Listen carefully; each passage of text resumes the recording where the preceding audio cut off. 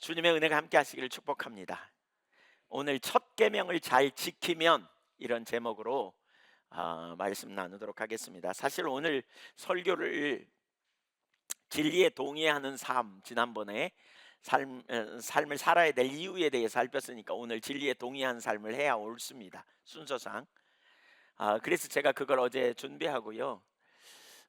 자는데 진짜 쉽지 않더라고요, 한편으로는. 네, 네. 진짜 쉽지 않더라고요. 그러니까 왜 쉽지 않았냐면요. 하나님 자꾸 이렇게 설교를 준비하면 하나님이 오늘 주시는 말씀이다 이런 확신이 제게 있거든요. 근데 그 확신이 없어요. 그래서 뭐가 문제지? 그런 날은 이제 저녁 내 잠을 잘 못 자요. 하나님 어떻게 해요? 하나님 인도해 주세요. 막 아둥바둥하며. 근데 어제 낮에 이렇게 여선교회 개사께 가서 나눈 본문이 있어요. 바로 이 본문이에요. 그러니까 6장 4절부터 9절까지 본문을 나누고 사실 오늘 나눈 설교하고 이렇게 설교하고 겹치지는 거의 겹치지는 않아요. 근데 이 부분에 대해서 계속 생각나게 하시면서 이 부분을 나누라고 그러시는 것 같더라고요.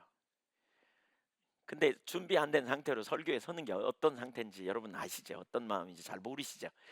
사실 쉽지 않거든요. 그래서 오늘 아침에 다시 제가 이제 그 부분 갖고 하려고 하다가 결국 바꿨습니다. 새벽에 주보도 바꾸고 아, 바꿨습니다. 그래서 오늘 설교는 아주 짧을 수도 있고 길 수도 있습니다. 준비가 잘 안 됐어요. 근데 오늘 일부 예배 시간에 하나님 잘 인도하셨어요. 인도하시더라고요. 아, 주시는 메시지인 게 너무 분명하고요. 제가 자면서 계속 기도하는데 하나님께서 신발을 벗으라고. 그게 무슨 얘기인지 제가 알거든요. 네가 주인이냐 내가 주인이냐 이 말이에요. 그게 네 뜻대로 말고 내 뜻대로 살아 그런 의미거든요. 그래서 제가 오늘 이 말씀을 들고 듣고 섰습니다. 오늘 이 말씀을 통해서 하나님의 의도가 선명하게 깨달아지기를 축복합니다. 아, 그 첫째, 하나님이 우리에게 주시는 첫 계명. 무엇보다 우리 신앙의 가장 중요한 계명이 뭐냐? 이제 이 문제를 우리가 오늘 생각하는 겁니다. 우리 신앙의 가장 중요한 계명이 뭐냐? 계명이라는 말은 하나님 명령하신 거잖아요. 우리가 지켜야 될 명령. 하나님이 우리에게 원하시는 우리가 지켜야 될 명령이죠. 율법사가 예수님께 크고 첫째 되는 계명이 뭐냐고 마태복음 22장 35절에서 묻거든요. 그때 예수님께서 오늘 본문 우리가 읽은 신명기 6장 5절을 가지고 말씀하세요. 마태복음 22장 36절 이하를 한번 읽어볼까요? 선생님, 율법 중에서 어느 계명이 크니까? 예수께서 이르시되 내 마음을 다하고 목숨을 다하고 뜻을 다하여 주 너의 하나님을 사랑하라 하셨으니 이것이 크고 첫째 되는 계명이요. 자, 오늘 본문을 보니까 그러니까 본문의 말씀을 정확하게 말씀하시죠. 그러니까 여기서 우리가 보세요. 큰 계명이 뭡니까? 그랬더니 가장 큰 계명이 뭡니까? 그랬더니 예수님께서 마음을 다하고 목숨을 다하고 뜻을 다해 주노니 하나님을 사랑하라 하셨지 않냐? 그러면서 이것이 크고 첫 번째 되는 계명이야라고 말씀하신 겁니다. 이 말씀은 아주 중요합니다. 가만히 생각해 보세요. 여러 계명 중에 하나가 아니에요. 가장 우선적이고 가장 첫 번째로 지키고 알아야 될 핵심적인 계명이라는 거예요. 그게 뭐냐? 존재를 다해 하나님 사랑하라는 거예요. 그러니까 이걸 우리가 아는 것이 참 중요하죠. 이걸. 이 의미를 우리가 좀 잘 보는 게 되게 중요해요. 자, 그러면 그 밑에 첫째 무엇보다 하나님 아는 것이 중요합니다. 신명기 6장 4절을 보겠습니다. 그러니까 주님이 신명기 6장 5절 말씀하시기 직전에 4절을 먼저 우리에게 주셨어요. 읽어볼까요? 이스라엘아 들으라. 우리 하나님 여호와는 오직 유일한 여호와시니, 여기 오직 하나인 유일한 여호와, 여기에 해당되는 원어의 의미를 보면 통일된 하나를 의미해요. 여기서 이 말은 상대적인 단일성을 가리키는 말이 아니라 절대적인 유일성을 가르치는 말이라고 그래요. 절대적인 유일. 그러니까 누구보다 나은 뭐 이런 게 아니에요. 오직 유일한, 비교 불가, 그 속성적인 측면에서 비교 불가한 유일한 한 분이라는 거죠. 하나님은 유일하신 하나님, 완전히 다른, 차원이 다른 유일하신 하나님을 가르쳐요. 성경이 말하는 하나님이 누구인지를 잘 아는 것이 되게 중요합니다, 여러분. 왜냐하면 우리가 믿음의 대상은 하나님이시고요, 또 우리가 하나님을 사랑하기 위해서는 하나님을 알아야 사랑할 수 있어요. 우리가 하나님을 예배하기 위해서도 하나님을 잘 아는 게 되게 중요해요. 아, 이게 참 중요해요. 근데 문제가 있어요. 뭐냐면 다 하나님을 안다고 생각하는 거예요. 근데 여러분, 우리가 부르는 하나님이라는 말은 이게 고유명사가 아니에요. 이게, 그러니까 예를 들면 우리는 하나님이라 그러지 않아요? 하나님. 중국에서는 뭐라 그래요? 쌍띠 그래요. 쌍띠. 어, 해교도들은 알라 그래요. 알라. 영어로는요, 예, 갓 그러죠. 갓. 하나님. 갓. 이스라엘 백성들은 야훼라고 표현하죠. 근데 우리는 야훼가 우리의 개념에서 볼 때는 하나님이에요. 같은 개념으로 그냥 이해하는 거죠.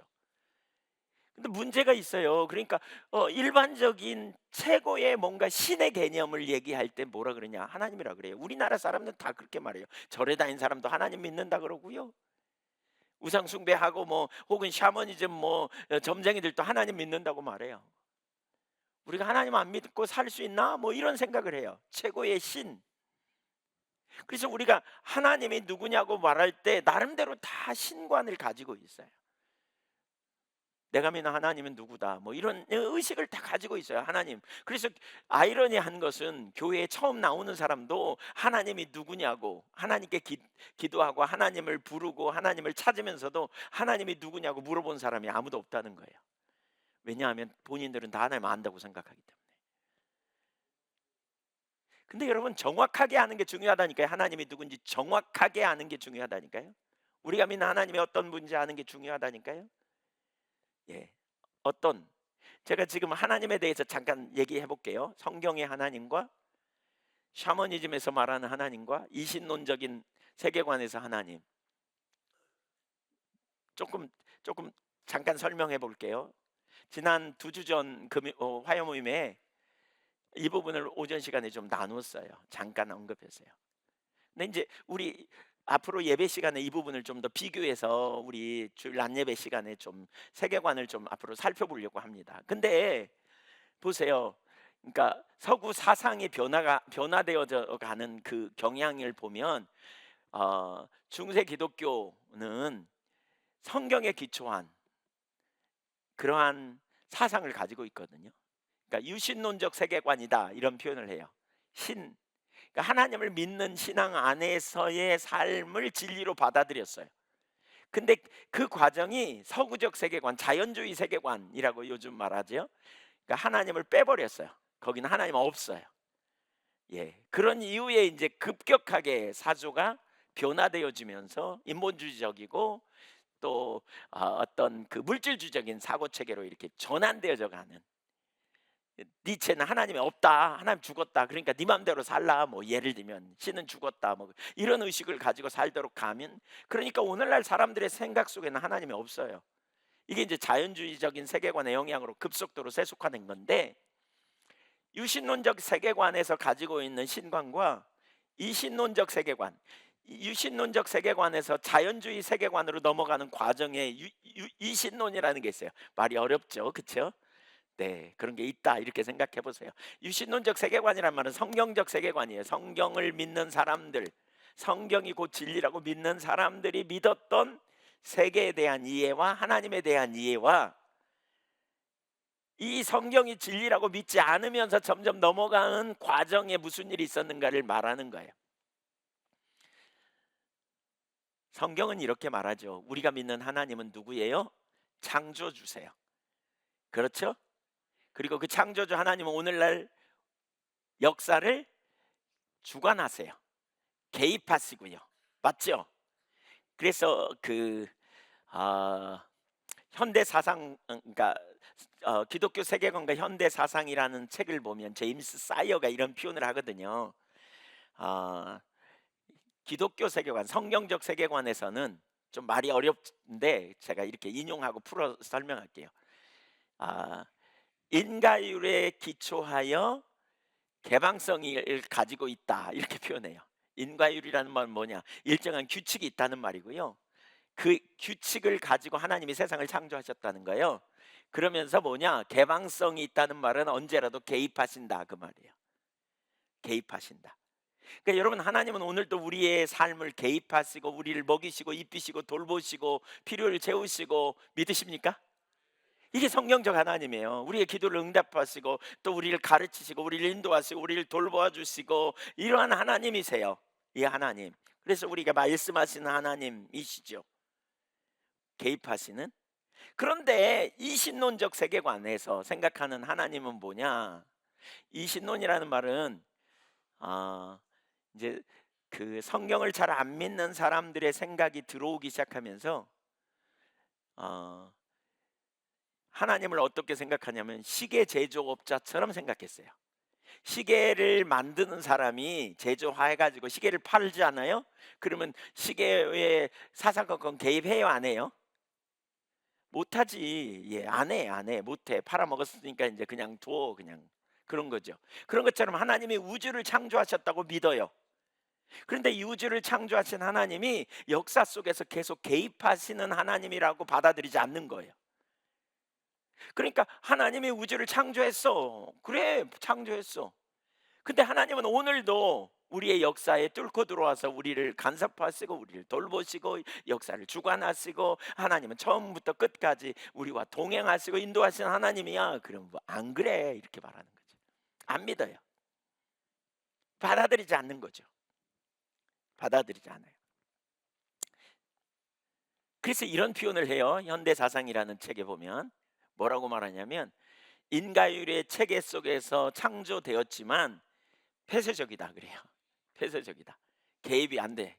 인간에 따라 개입 변하거나 뭐 하나님이 개입하시거나 이거 불가능하다는 거예요. 그러나 하나님이 개입하시고 창조하시기 때문에 인간에 따라 변화가 일어나는 것이 이 세상이에요. 뭘 보면 알 수 있어요? 여러분, 하나님이 창조하신 세상을 우리가 막 오염시켜 갖고 요즘, 그쵸? 지금 심각하잖아요. 기후가 막 변화되고 막 문제가 생기잖아요. 그쵸? 그러니까 성경적 사고관이 옳아요. 문제는 이거예요. 오늘 예수를 믿음에도 불구하고요, 이신론적 세계관을 가지고 있는 분들이 적지 않아요. 잘 들으세요. 이신론적 세계관에서의 하나님에 대한 이해는 인격체라는 그 실제적인 인격체와의 관계를 맺는 데 어려움이 있어요. 성경적 세계관은 인격체이신 하나님과 개인적인 교제를 누려요. 그렇죠?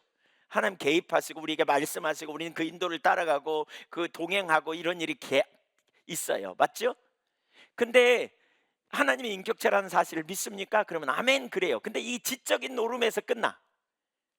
뭘 보면 알 수 있냐? 실제적인 삶에. 그러면 자 보세요. 하나님이 인격체시고 우리의 문제에 개입하시고 우리의 환경을 인도하시고 우리를 돌보실 능력 있는 하나님이라면 우리는 문제가 생기면 하나님 앞에 찾아서 기도응답을 구하러 나가요. 그렇죠? 그리고 기도응답을 경험해야 돼요. 맞죠? 우리는 어려움이 올 때 시험 감당할 시험을 허락지 아니하신 하나님을 신뢰함으로 우리는 담대하며 그뿐만 아니라 하나님 앞에 이런 상황이 어떻게 해야 될지 찾고 적극적으로 구하고 길을 찾고 그분의 능력을 경험하기를 원하고 나가야 돼요. 이 삶의 실제적인 일로 우리가 가는 거예요.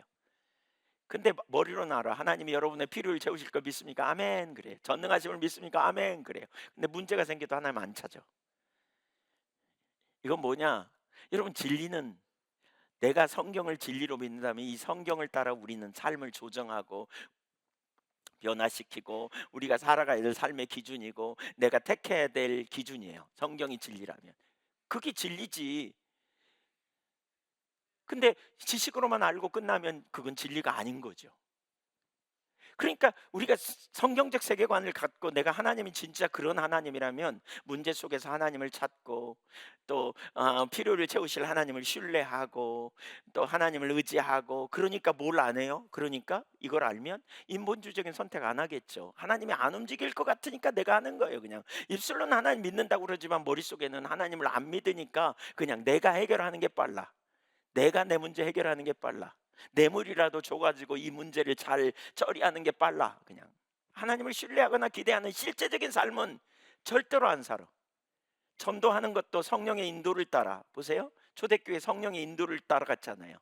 에디오피아 내시를 전도할 때, 베드로가 고넬료의 집에 갈 때 성령의 인도를 따라갈 때, 이러한 성령의 역사를 따라가는 것, 이런 것이 옛날 일이지 지금 현재 우리의 삶에서 개입할 거라는 기대는 거의 안 해. 여러분 잘 보세요. 이거 남 얘기 말고 여러분 살펴보세요. 여러분 속에 있지 않은지 보세요. 이 신론적인 세계관이에요. 그래가지고 뭘요? 프로그램을 찾아요. 기법을 찾아요. 준비한 메시지를 가지고 전하는 것으로만 딱 국한해요. 성령님이 내가 전도하러 나갈 때 지금 현재 나를 개입하시고 나를 구체적으로 인도하실 거라는 기대감도 별로 없어. 이거는 성경적 세계관이 아니라고요. 이신론적 세계관이에요. 아무리 입술로 믿습니다라고 큰 소리치고 아멘이라고 말해도, 하나님이 우리를 치유하시는 분이라고 믿습니까? 그러면 아멘 그럴지 몰라도 실제적인 삶에서는 치유에 대한 기도도 안 해. 기도도 안 해. 하나님을 신뢰하고 나가지도 않아. 초월적인 하나님이 오늘도 우리의 삶을 개입하시고 우리의 삶을 주관하시고 우리를 이끌어 가시고 붙들어 주실 거라는 기대감도 별로 없어. 그러면 이신론적 세계관을 가지고 있는 거예요. 하나님을 그렇게 그냥 믿는 거예요. 인격체 되신 하나님과 개인적인 교제, 그분이 나의 길이요 진리요 생명이고 피난처 되시고 능력이 되시는, 완전한 절망 속에서 구원해 내시는 하나님임을 우리가 알게 된다면 우리의 실제적인 삶이 어떻게까지 확장돼야 될지, 이런 영역을 우리가 보자고요. 내가 믿는 하나님은 어떤 하나님인지. 혹시 뜨끔하지 않는지 모르겠어요. 여러분 중에 어떤 분은 난데 뭐 이러실 수도 있어요. 아니, 누가 그러더라고요. 예한께 오다가 떠난 분이 어느 날 저를 찾아왔고 이렇게 말해요. 목사님, 예한교회 오면 그냥 매번 찔러가지고 그냥 설교가 너무 좋긴 좋은데 드러내가지고 못 살겠어. 2% 부족해요. 그래서 써놨대 교회를. 고치려면 알아야지. 샤머니즘적 세계관도 있어요. 샤머니즘적 세계관. 샤머니즘적 세계관의 대표적인 특징은 이런 거죠. 이런 사람이죠. 왜 우리 조상네들이 정한수 물 떠놓고, 외국인들한테 어떻게 설명해야 될지 모르겠는데 하여튼 뭐 아프리카나 이런 데는 되게 많아요. 근데 이뭐 3세계에서 온 친구들이만 정한수에다 장독대에다 물 떠놓고 비나이다 비나이다 이렇게 엉뚱한 언더스탠 비나이다 비나이다 천지신명계 비나이다. 아니 뭐 베트남 가면 다 돈신 섬겨. 돈신 가는 데마다 음식점마다 그냥 위에 가면 돈신 섬겨요. 과일 파는데도 거기다 과일 올려놨다가 또 그거 팔지 않나 모르겠어. 그거 어떤 데는 찝찝해. 그래서 근데 어쨌든 다 그 섬기거든요. 다 초점이 어디 있어요? 자, 이렇게 하는 사람들이 말이죠. 이렇게 하는 사람들이 한번 생각해 보세요. 천지신명이여, 내가 당신을 알기 원합니다. 당신의 영광을 위해 살기를 원합니다. 당신의 나라가 이루어지기를 원합니다. 이렇게 하는 사람 있어요? 없어요. 그 도른 거예요. 도른 거예요. 인격체라는 개념이 전혀 없어요. 신이 인격체다? 샤머님적 세계관에서 인격적인 하나님, 인격적이시다? 전혀 없어요. 그리고 그분의 나라와 영광 관심도 없어요. 그러니까 하나님 부르지만 교회 안에 와 있지만 예배도 하지만 찬양도 하지만 머릿속에 성경적 하나님이 아니라면 그분을 알고 그분을 높이고 그분의 나라와 그분의 의를 구하는 것을 배워서 알아요. 근데 그렇게 하는데 이면에 뭐가 있느냐? 그러면 복 받는데, 그렇게 하면 복 받는 수단으로 그렇게 하는 그 정도지. 여러분 복 받기 위해서 우리나라 무슨 일이 벌어져요? 장독대에 물 떠넣고 비나이다 비나이다 하는 사람들 새벽에요. 겨울에 물개 가지고 얼어있는 물고 가지고 그거 갖고 목욕하잖아요.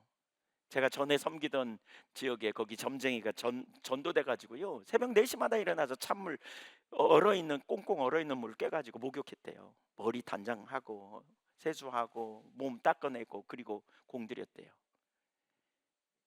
우리는 그래서 미신이라 그러잖아요, 그걸. 자기 중심이니까. 그래서 복 받는 데 초점이 있는. 그러니까 이런 의식이 아직 안 깨진 채로 샤머니즘적 의식을 가지고 있는 분들, 하나님을 예배한다고 말하지만 하나님을 부르지만 머릿속에서는 성경이 말하는 인격체이신 하나님을 개인적으로 예배하고 그분을 찾는 자리에 서지 못하는, 있을 거예요. 여기도 조사해 보면 우리도 아마 깊이 조사하면 이거 하나씩 따지고 들어가면. 그래서 성경 공부가 중요하고요. 그래서 성경이 말하는 하나님이 누구인지 우리가 제대로 아는 게 중요하고요. 근데 문제는 그렇게 왜곡된 이해를 가지고 있으면 하나님은 온전히 우리가 예배하기가 어렵다는 거예요. 그분은 인격체시고 우리의 삶을 개입하시고 우리와 교제하기 원하는, 그리고 먼저 우리를 사랑하셨고 우리를 위해 말로 표현할 수 없을 만큼 놀라운 독생자를 아끼지 않고 내놓으셔서 우리를 구원해내시며 우리와 인격적 교제로 초청하시는 하나님, 이 하나님을 아는 거예요. 우주 만물을 말씀으로 창조하시고 여전히 붙들고 계시고 여전히 개입하고 계시고, 그래서 우리를 동역자로 부르셔서 우리로 하여금 그 일을, 우리와 함께 그 일을 이루시기 원하시는 하나님, 내가 믿는 하나님이 누군지 제대로 모르면 심각할 수 있습니다. 문제는 하나님 몰라도 본인 안다고 생각하니까 그게 더 큰 문제입니다. 정확히 성경에서 말하는 하나님이 누군지 모르는데 안다고 생각하면 더 큰 문제일 수 있습니다. 하나님 모르면 다른 걸 추구하게 되거든요. 종교성이 강한 사람들은 막연하게 자기가 만든 신을 예배합니다. 그리고 그 신을 높입니다. 요한복음 4장에도 보면 수가성 사마리아 여인 4장 22절에, 요한복음 4장 22절에 보면 이렇게 말해요. 너희는 알지 못하는 것을 예배하고 우리는 아는 것을 예배하니. 사마리아 사람들이 알지 못하는 걸 예배했대요. 그들이 우리는 알지 못하는 것을 예배한다 이렇게 생각했을까요? 아니에요. 그들은 하나님을 예배한다고 생각했어요. 그들은 사도행전 17장 22절에도 보면 바울이 아덴이라는 도시에 갔더니 거기 실제로 그들은 알지 못하는 신에게라고 말하면서 이렇게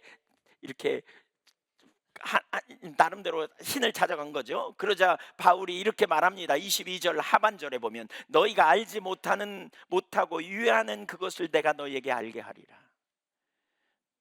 우리 하나님은 유일하신 분입니다. 그분은 인격체십니다. 먼저 저와 여러분을 사랑하셨고 우리에게 자신을 계시하셨습니다. 그래서 우리가 하나님을 알 수 있습니다. 그분은 전능하십니다. 존재하시며 무한하십니다. 처음부터 계셨고 이제도 계시는 하나님이십니다. 우리가 믿는 하나님이 성경의 하나님이어야 합니다. 잘못된 인식을 가지고 있다면 정말 심각한 일입니다. 하나님을 알지 못하면 하나님을 사랑하는 일이 불가능해요. 그래서 하나님을 올바로 아는 일이 먼저 선행되어야 돼요. 여러분, 하나님을 제대로 알 수 있게 되기를 축복합니다. 그래서 우리가 뭐가 필요해요? 하나님 알기를 계속 구해야 돼요. 이론적인 지식으로가 아니라 우리 세계관이 변해야, 이 세계관이 뭔지 나중에 설명하겠는데요. 이제 앞으로 우리 주일 낮 예배에 계속 세계관에 대해서 당분간 좀 살피려고 그랬는데, 세계관은 우리의 밑그림과 같아요. 선글라스와 같아요. 우리가 이미 착용하고 있는 선글라스와 세계관의 차이를 하나라고 그러거든요. 선글라스는 썼다 벗었다 할 수 있는데 세계관은 썼다 벗었다가 안 된다는 거예요. 공통점은 뭐예요? 색깔이 있다는 거예요. 색깔이 있기 때문에 그 색깔 가지고 성경을 읽어, 그 색깔 가지고 환경을 봐, 문화를 이해해, 삶을 그렇게 살아가, 보는 대로 살아가. 그러니까 심각해. 이 세계관이 성경적 세계관으로 바뀌어야 돼요. 하나님을 바라보면서도 성경적 세계관에 기초해서 성경에서 말하는 진정한 하나님이 누구인지 알아야 우리가 그 하나님께 반응하며 올바른 신앙생활을 할 수 있게 된다는 거죠. 그래서 여러분, 겸손하게 배우려고 해야 되고요, 들으려고 해야 되고요, 안다고 여기지 마세요. 계속 알기를 사모하고 갈망하셔야 돼요. 무엇보다 하나님을 사랑하려면 하나님을 아는 일이 되어야 돼요. 인격체로 하나님을 알아야 되고 인격체이신 하나님을 아는 데서 자라려면 교제를 통해 자라는 과정이 있어야 돼요. 그분을 사랑하려면 그분의 사랑을 알아야 가능해요. 그리고 그분을 사랑하는 삶을 실제적으로 살아가려면 그분이 얼마나 존재하시고 전능하시고 신뢰할 만한 분인지 알아야 가능해요. 그래서 하나님 아는 것은 중요해요.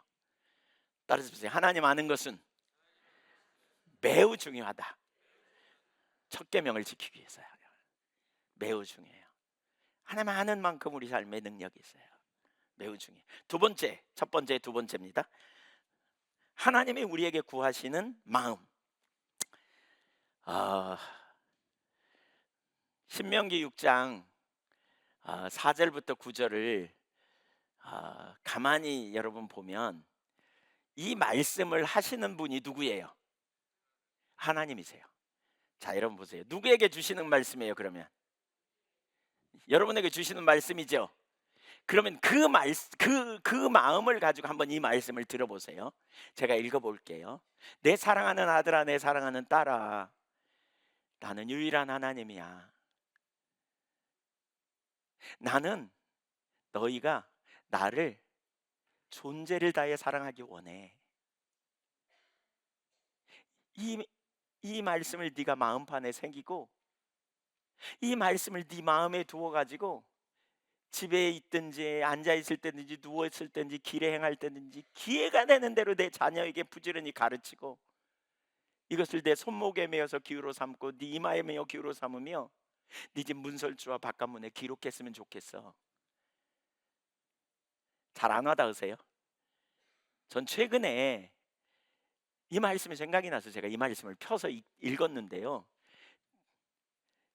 이렇게 표현할 수 있을지 모르지만 이 말씀을 읽는데 확 제 마음이 뜨거워지더라고요.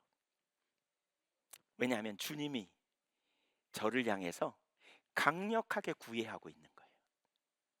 주님이 우리를 향해 강력하게 구애하고 있는 거예요. 내가 유일한 하나님이거든. 너에게 네가 마음을 다하고 성품을 다하고 뜻을 다하고 힘을 다하여 나를 사랑하면 좋겠어. 그것이 네 마음속에 불리듯 일어나서 네 마음속에 불타는 듯 있어서 네가 언제나 나를 그 사랑 그것이 얼마나 소중한지 알아서 네가 자녀를 볼 때마다 길에 있을 때마다 누웠든지 앉았든지 일어나든지 이 말을 부지런히 해. 그리고 네 손목에 메었으면 좋겠어. 네 이마에 메었으면 좋겠어. 네 가슴판에 새길 뿐만이 아니라 네 집 문설주와 바깥문에 기록하면 좋겠어. 한시도 네가 나를 사랑하는 걸 놓치지 않으면 좋겠어. 주님이 강력하게 우리를 향해 구애하는 말씀으로 비춰졌어요. 저는 한 번도 지금까지 이 말씀을 그렇게 읽은 적이 없어요. 근데 이게 주님이 강력하게 우리를 향해 구애하시는 말씀이구나. 이게 보였어요. 이게 얼마나 우리를 열렬히 사랑하시는지, 존재를 다해.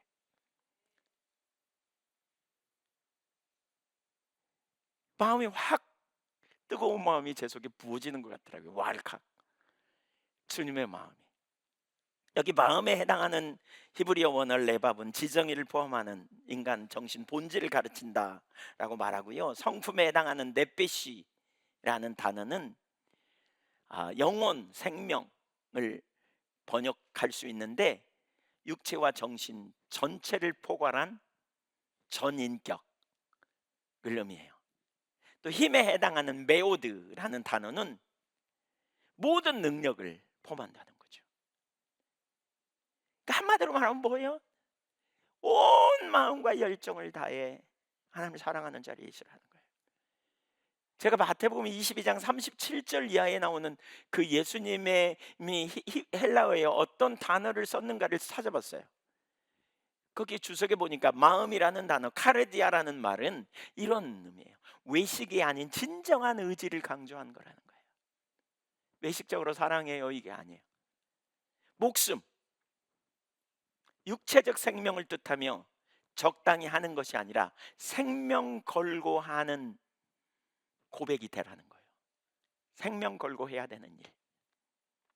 뜻, 디아노이아라는 말인데 지적 능력을 말하는 말로써 분명한 이해와 통찰력을 가지고 주님을 사랑하는 거예요. 분명한 이해와 통찰력. 여기 이해와 통찰력은 뭘 의미할까요? 그분이 먼저 우리를 사랑하셨다는 걸 아는 거예요. 한번 생각해 보세요. 여러분이 누가 여러분에게 보세요. 어떤 사람이 여러분에게 이렇게 말해. 어떤 남자, 우리 여기 자매 여자분들이 있으니까 어떤 자매에게, 결혼하는 자매에게 어떤 남자가 와가지고 이렇게 말해. 형제가 와서 나는 자매가 나를 너무 사랑하기를 원해. 마음을 다하고 뜻을 다하고 목숨을 다해 날 사랑하기를 원해. 그리고 이 사랑하는 거를 자매 마음판에 새겨가지고 또 이마에 삼고 여기다 그 뭐죠? 뭐 한다 그래요?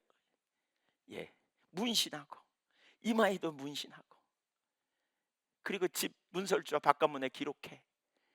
이렇게 말했다고 쳐보세요. 예. 그러면 우리는 여기서 몇 가지를 볼 수 있어요. 우선 하나님 말하는 사람은 중심에 나를 사랑해요, 안 사랑해요? 아니, 대답 좀 해보세요. 사랑하죠, 그렇죠? 엄청 사랑하는 거잖아요, 그렇죠?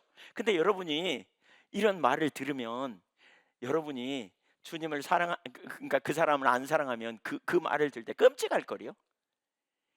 뭐 이런 사람이라 해서 이 사람 스토커 아니야? 뭐 이런 생각이 들 거예요. 이 주님의 말씀이 지금 그런 수준의 말이에요. 우리를 끔찍히 사랑하심이 전제되어 있어요.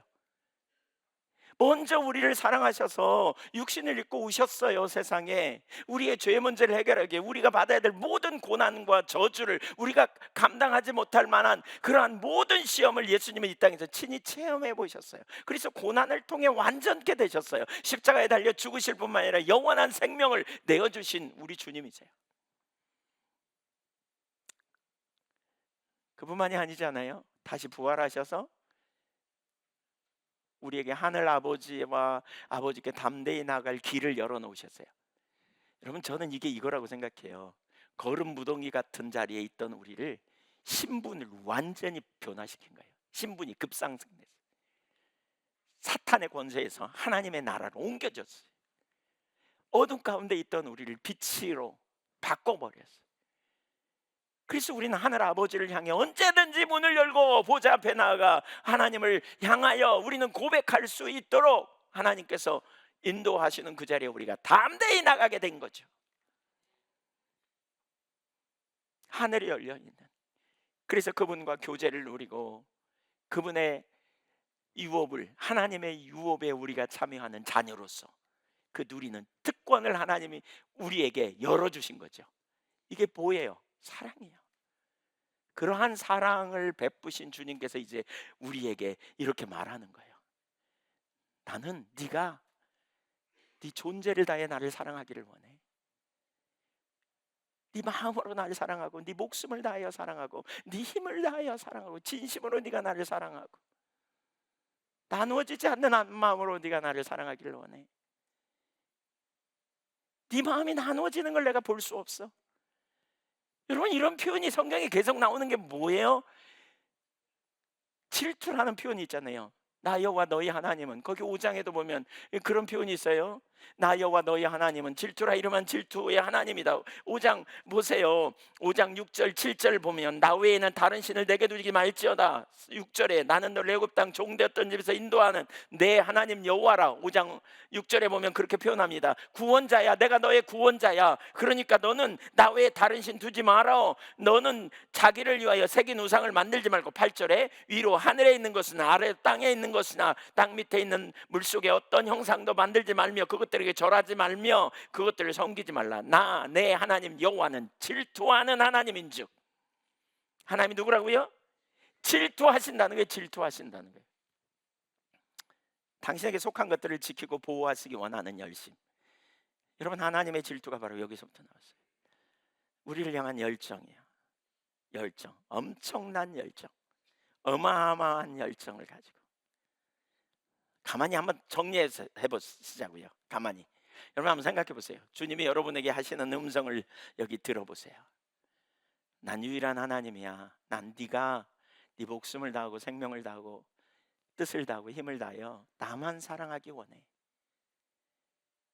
이게 하나님의 마음이에요. 이제 우리가 응답해야 될 시간이겠죠.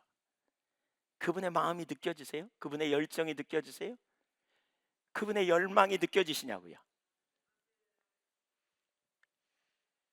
이게 가장 크고 이게 가장 첫 번째로 소중한 말씀이에요. 하나님 인격체세요. 인격체신 하나님은 이런 사랑의 관계를 원하세요. 이것도 좋고 저것도 좋고가 아니에요. 여기 하나님의 마음이 묻어나잖아요.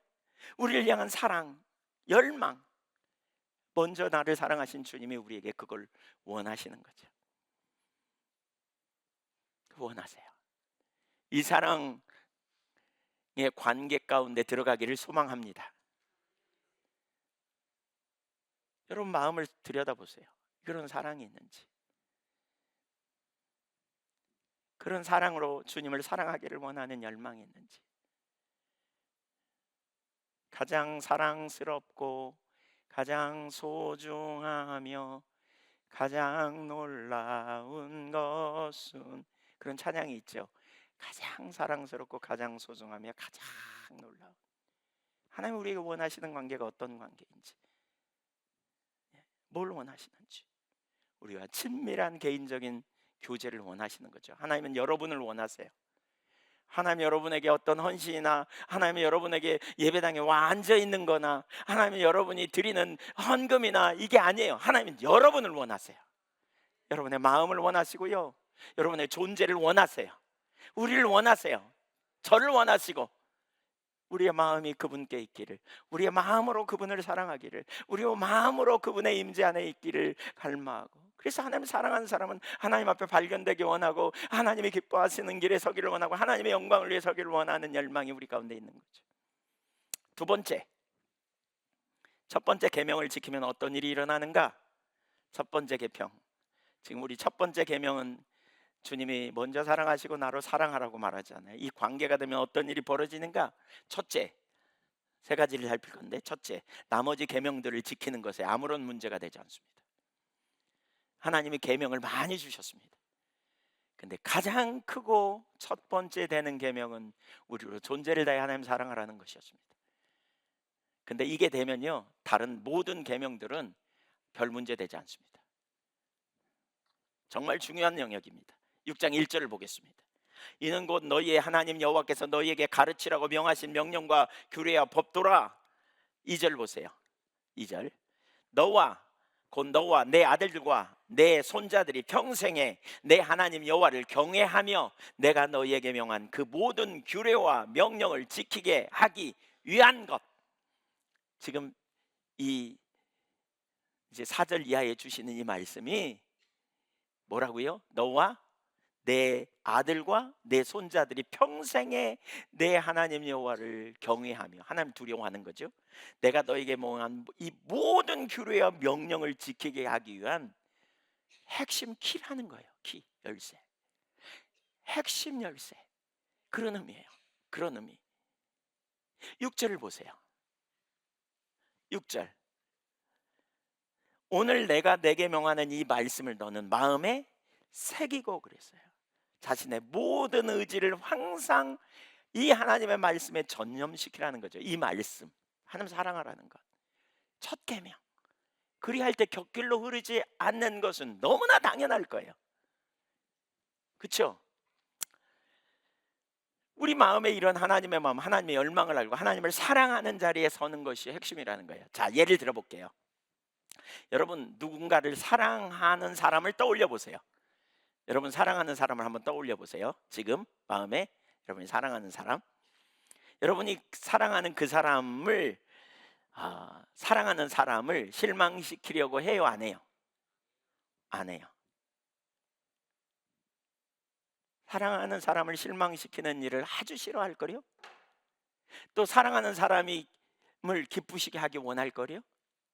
사랑하는 사람의 말을 가볍게 여겨요, 소중히 여겨요? 소중히 여길 거요.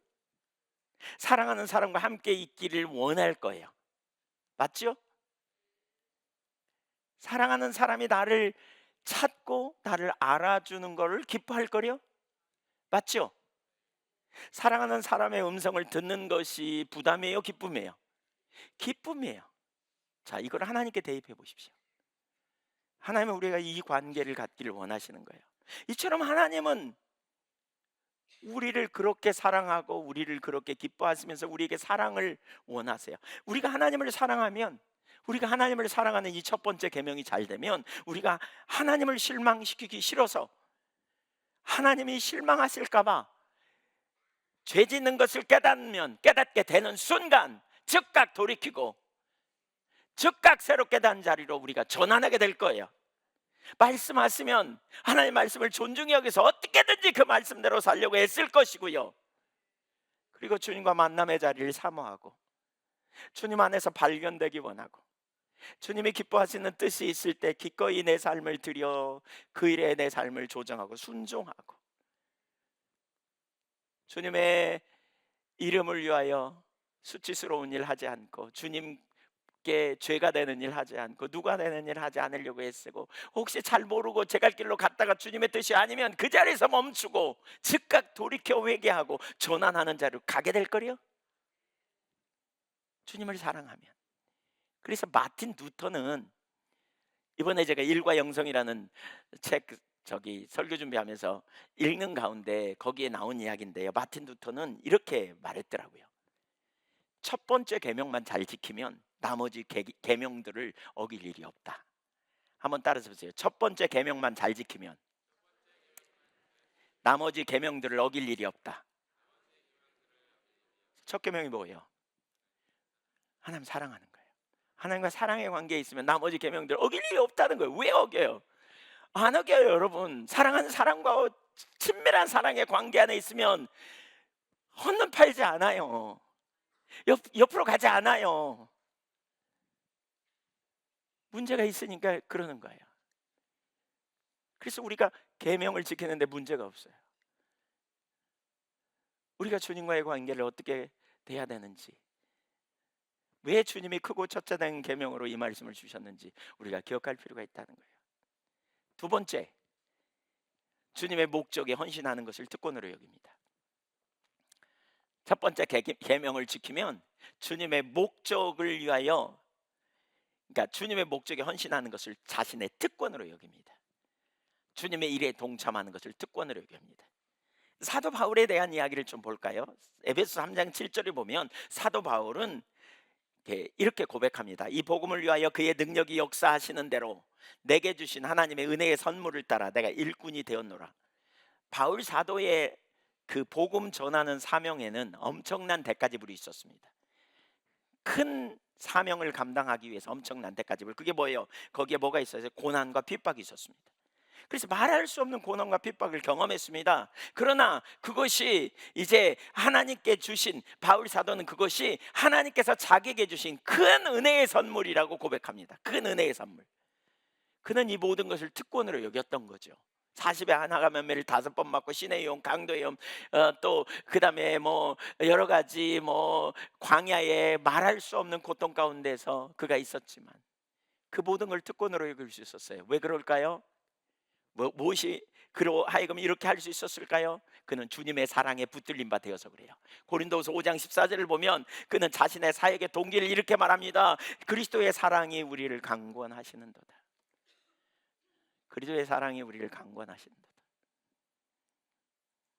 그렇습니다. 그리스도의 사랑을 알고 그 사랑에 우리가 붙들림이 되어야 합니다. 그리고 그분을 사랑해야 합니다. 그분을 사랑을 알고 그분을 사랑함으로 말미암아 그분의 일에 우리의 삶을 들여 헌신하는 것을 놀라운 특권으로 여겼던 바울 사도처럼 우리가 이 땅에서 헌신하고 누군가를 섬기고 우리가 돌보는 일 많이 할 수 있어요. 근데 주님은 사랑으로부터 오지 않으면 다른 동기를 가지고 가죠. 다른 동기를.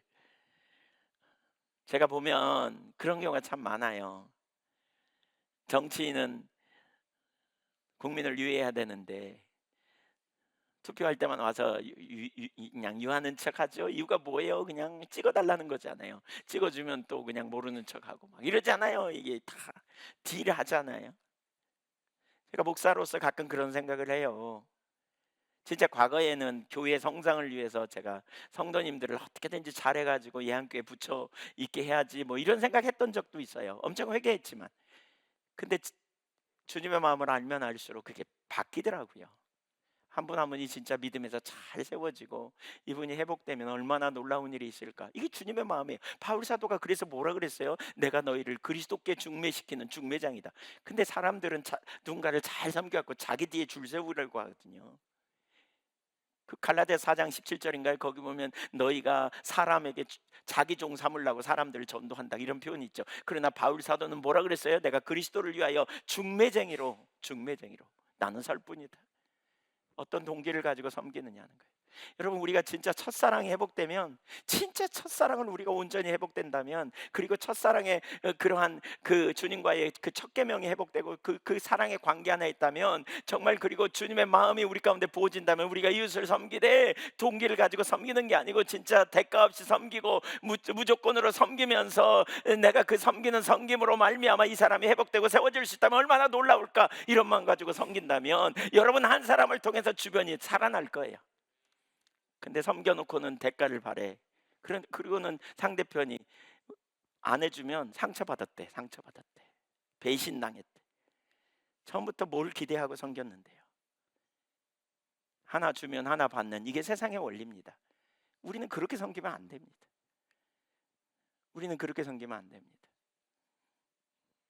그러니까 상처받고, 그러니까 힘들고, 그러니까 어렵고, 그러죠. 어떤 마음으로 우리가 섬겨야 되는지. 우리가 주님을 사랑하면 그분의 목적이 우리의 목적이 되고 그분의 소원이 우리의 소원이 되죠. 그래서 그분의 사랑에 우리가 붙들림 바 되고, 그분이 기뻐하시는 길에 기꺼이 서게 되고, 그분의 영광을 위해 서게 되고, 그분의 뜻이 이루어지면 족하고. 우리에게 능력이 없는 이유는 우리 자신을 붙들기 때문이에요. 이 사랑에 온전히 붙들림 바 되는 저와 여러분이 되기를 소망합니다. 이 땅에서 빛과 소금의 역할을 감당하려면 이 일이 되어져야 돼요. 왜 크고 첫째 되는 계명인지 기억하세요. 왜 크고 첫째 되는 계명인지.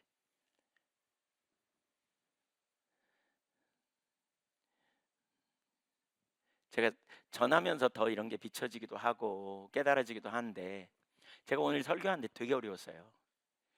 아침에 설교 준비 막 하는데요, 컴퓨터가 말을 안 듣는 거예요. 와, 심각하다 싶었어요. 그때 김은정 간사님이 와서 아이고 어떻게 하냐고 그러더니, 이거 저기 전도사님들한테 좀 고치라고 해볼게요. 그러면서 가지고 가다가 와요. 잘 됐는데요?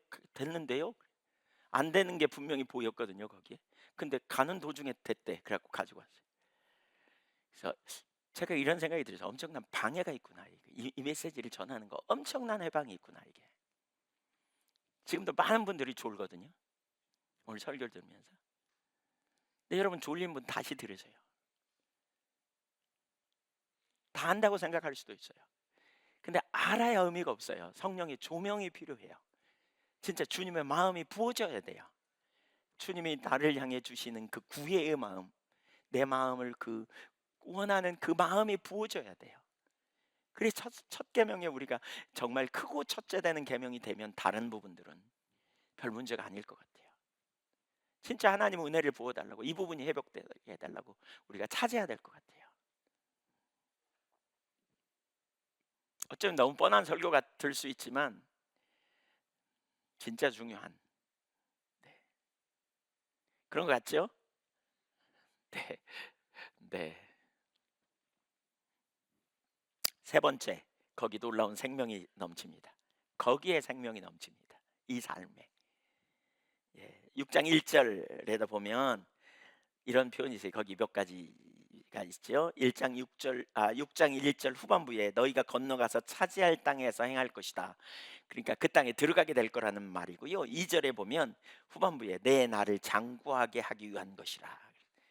잘 살기 위한 길이라는 거예요, 이게. 3절을 읽어볼까요? 이스라엘아 듣고 삼가 그것을 행하라. 삼가라는 말은 뭐죠? 전심전력에서 그 말입니다. 그러니까 온 마음을 다해 이것을 행해야 된다, 그 말입니다. 그리하면 네가 복을 받고 내 조상들이 하나님 여호와께서 내게 허락하심 같이 젖과 꿀이 흐르는 땅에서 내가 크게 번성하리라 그랬어요. 약속의 땅을 차지하게 하실 것, 장구하게 하실 것, 복을 받을 것, 크게 번성하게 하실 것. 왜 이런 일이 있느냐? 여러분, 우리가 하나님의 생명이시잖아요. 신명기 30장 19절에 보면, 19절과 20절에 보면 이런 표현이 있거든요. 신명기 30장 19절 20절. 내가 하늘과 땅을 불러 너에게 증거를 삼노라 그러면서 이렇게 내가 너희 앞에 생명과 사망과 복과 저주를 두었다. 그러면서 너와 내 자손이 살기 위하여 생명을 택하라. 그러면서 20절에 뭐라고 말하고 있느냐? 거기 20절 방송실 올려줄 수 있으면 좋은데, 신명기 30장 20절에 뭐라고 말하느냐?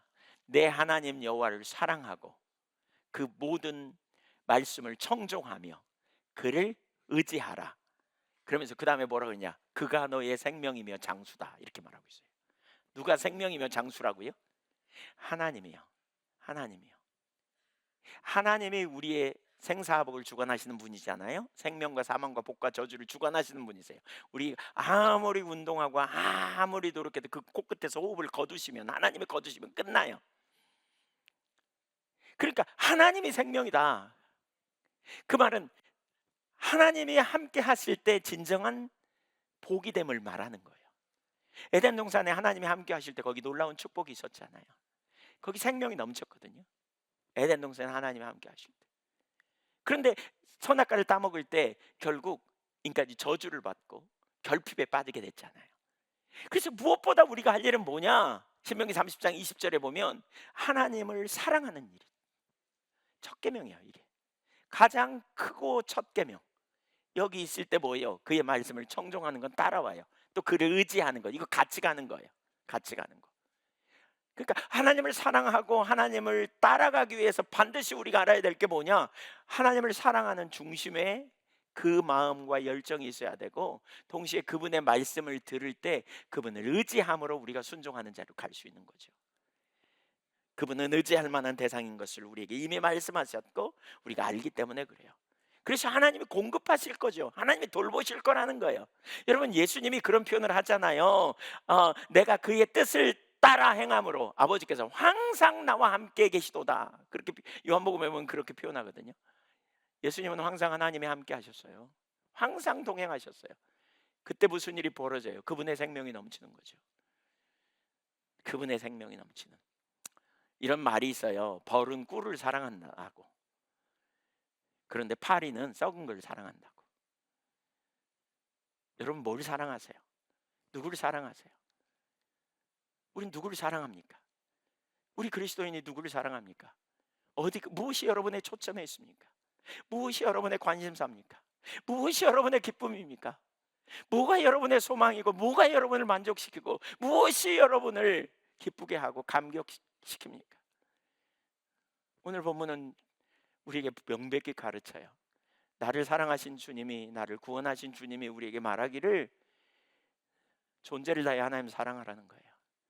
그게 성도의 기본적인 자리예요. 우리 그리스도인이 있어야 될 자리예요. 저와 여러분이 언제나 그 자리에 있기를 소망합니다. 그래서 저는 두 가지를 생각해야 돼요. 항상 생각해야 된다고 생각해요. 하나는 우리의 초점이 하나님께 있어야 돼요. 바로 이 첫사랑의 자리. 그러니까 이 첫 계명의 자리죠. 존재를 다해 사랑하시는 그 주님을 내가 사랑하는 자리에 두는 거예요. 그래서 내 초점을 주님께 둬요. 주님을 바라봐요. 주님을 인지해요. 주님을 사모해요. 주님과 함께 있기를 원해요. 그렇죠? 그 여러분의 초점이 주님께 있습니까? 그분 앞에서 발견되기 원하고, 그분의 임재 가운데 있기 원하고, 그분의 길로 행하기 원하고, 그분의 의도가 무엇인지 알기 원하고, 그분의 음성을 듣는 것이 기뻐하고, 주님으로만 충분한 거죠. 주님이면 충분한. 앞이 안 보여도 주님 한 분이면 충분해요. 환경이 어떻든지 주님이면 충분해요. 하나님이 이걸로 우리에게 원하는 거예요. 우리가 놓쳐서는 안 될 초점이 있어요. 우리의 포커스, 초점의 중심에 주님이 있는 거죠. 나를 사랑하시는 주님. 우리가 여기 있는지 우리 자신을 돌아봐야 돼요. 내가 파리처럼 다른 것, 세상 사랑이 내 중심에 있지 않은지, 정말 하나님을 사랑하는 것이 내 중심에 있는지, 그분이 나의 왕이요 나의 생명인지, 거기에 온 마음과 열정을 다해 그분을 알기를 원하고 그분 앞에서 발견하기 원하고, 그런 분은 이런 고백해요. 하나님 괜찮아요. 주님이면 충분해요. 저 주님 알기 원해요. 주님과 동행하기를 원해요.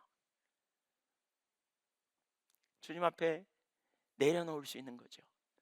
두 번째는 우리가 누구를 의지하고 있는지 살펴봐야 돼요. 누구를 도움 삼는지 보셔야 돼요. 누가 여러분의 도움이에요? 누가 여러분을 세우시는 분이에요? 여러분 누구를 의지하는지 보셔야 돼요. 하나님을 의지해야 돼요. 우리는 하나님을 의지하고 하나님을 바라보고 하나님이 신뢰하는 거예요. 우리의 필요를 채우신 분이 하나님이시고 그분은 우리를 아시고 우리를 구원하기 위해 독생자를 아끼지 않고 내놓으신 분이세요. 그래서 그분께 맡기는 거죠. 이 두 가지, 내 포커스가 주님께 있는 거예요. 하나님께 있는 거예요. 하나님이면 충분해요. 하나님과 함께 있기를 원하고 하나님을 알기 원하고 하나님 앞에 발견되기 원하고 하나님 기쁘시게 하는 삶을 살기 원하는 이 열망이 우리 가운데 하나 있어야 되고, 또 다른 하나는 나는 그분을 힘삼는 거예요. 그분을 의지하는 거예요. 그분이 내 삶의 통치자요, 주권자요, 왕이에요. 그분을 나의 힘삼아요. 이런 사람은 보이는 환경을, 만나는 사건을 하나님의 관점으로 보기 시작해요. 이런 사람은 이 두 가지가 되면 만나는 환경, 만나는 사람, 일어난 모든 일을 하나님의 관점으로 바라봐요. 그러면서 뭐라 그러냐? 하나님이 해결하실 거다. 하나님이 간섭하실 거다. 하나님이 주관하실 거다. 그렇기 때문에 이런 사람은 삶을 하나님께 반응하며 실제 삶을 살게 돼 있어요. 피할 길을 내시는 하나님을 신뢰함으로 하나님 앞에 가는 거죠. 하나님 말씀이 뜻이 아닌 것을 깨닫는 순간에 그 자리에서 멈춰서서 하나님의 길이 뭔지를 찾고 그 길을 향해 돌이켜 가는 거죠. 남들이 볼 땐 바보 같고 미련해 보이지만 그러나 거기에 놀라운 승리가 있음을 알아요. 나를 아시는 하나님, 난 그분 안에서 발견되기 원하니까. 여기에 승리가 있어요. 여기에 능력이 있어요. 그런데 이 두 가지가 안 돼요. 초점이 항상 세상 사랑에 있고 자기 중심에 있고 내 의지할 게 하나님이라고 입술로 말하지만 하나님이 인식 안 되니까 세상적이고 육신 사람 의지하고, 사람에게 어떻게 돈 받아볼까, 어떻게 사람을 통해서 내 사업을 일으켜볼까, 어떻게 내가 사람을 통해서 내 문제를 해결해 볼까, 어떻게 내가 좀 이 상황에 나에게 좀 누가 도움을 줘가지고 어떻게 이 문제를 해결해 볼까, 이렇게 생각되면 보이는 환경이 전부 어려워. 그럼 하나님 원망에 재수 없이 이런 자리로만 인도한다고, 너무 하신다고? 그러면 보이는 환경이 그러니 뭐 하나님이 인식되지 않는데 누구 길을 따르겠어요? 결국 자기 길로 가는 거죠. 인본주의적인 길로 가는 거죠. 철저히 세상적이고 육신적인 방향으로 가는 거죠. 그럼 어찌 그리스도인다운 삶을 살겠는가 생각해 보십시오. 왜 첫 계명이면 충분하다라고 말했는지 아시겠어요? 그리 가야 돼요. 그리 가야 돼요. 오늘 주님이 우리를 그 자리로 초청하고 계세요. 전 진짜 하나님께서 이 부분을 강력하게 우리에게 주시는 메시지라고 너무너무 확신하고요. 이 부분 안 되면 다 안 돼요. 첫 계명, 그분의 사랑, 그분의 은혜, 그분의 능력. 첫 계명 정리해 볼까요? 크고 첫째 되는 계명을 주님은 존재를 다해 하나님 사랑하는 거라고 우리에게 말씀하세요. 우리의 존재를 다해 그분을 사랑하는 것. 그러기 위해서 우리에게 필요한 첫 번째는 그분을 아는 게 중요하다 그랬어요. 무엇보다 그분의 사랑을 아는 게 중요하고 그분의 전능하심, 무한하심, 완전하심, 신실하심을 아는 게 중요해요. 그 주님이 두 번째로 우리에게 구애해요. 구애. 내가 널 사랑해. 난 네 사랑을 원해. 난 널 원해. 네 존재를 다해 네가 날 사랑하기를 원해. 너와 친밀한 교제 가운데 있기를 원해. 그것이 주님의 말씀이야. 우리에게 주시는 말씀. 그 사랑 안에 깊이 잠기기를 주님이 원하시는 거예요. 그 사랑을 알고 우리가 그 주님을 깊이 사랑하는 인격적 교제 안에 있기를 원하시는, 그때 죄를 이길 수 있고요, 세상을 이길 수 있어요. 하나님 앞에서 살기 때문에요. 하나님이 주시는 위로를 그때 경험하고요, 그때 하나님의 우리의 힘이 되셔서 우리 손을 잡아주세요. 그때 하나님의 우리를 때를 따라 돕는 은혜를 부으셔서 나가고요. 그때 우리가 아침에 일어날 때도 눈 뜨면 하나님 감사해요. 하나님 사랑해요. 인격제 되신 그분을 사랑하고 고백하고 그분을 신뢰함으로 우리가 담대히 일어날 수 있어요. 거기서 세상을 이기고 거기서 죄를 이기고 거기서 우리의 삶에 놀라운 승리가 있는 거죠. 거기서 그런 사람은 하나님의 나라를 위해 헌신하는 거 특권으로 얘기해요. 옥합을 깨면서 특권으로 얘기해요. 삶을 드리면서 특권으로 얘기해요. 그걸 기쁨으로 여겨요.